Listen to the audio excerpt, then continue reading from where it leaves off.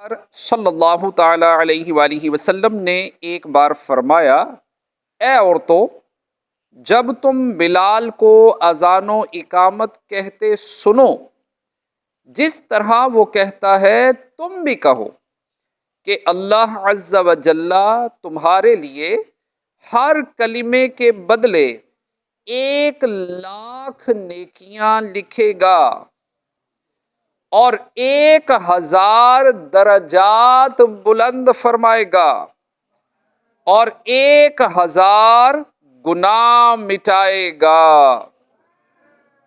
خواتین نے یہ سن کر عرض کی، یہ تو عورتوں کے لیے ہے، مردوں کے لیے کیا ہے؟ فرمایا، مردوں کے لیے دگنا ہے۔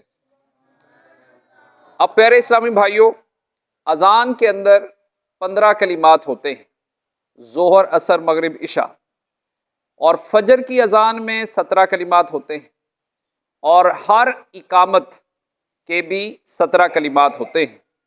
تو یوں 17 کلمات پر 34,00,000 نیکیاں ملیں، 34,000 گناہ معاف ہوئے، 34,000 درجے بلند ہوئے، اور یوں ایک دن میں 5 اذان اور 5 اقامت پر ملنے والی نیکیوں کی تعداد 3,24,00,000 ہے،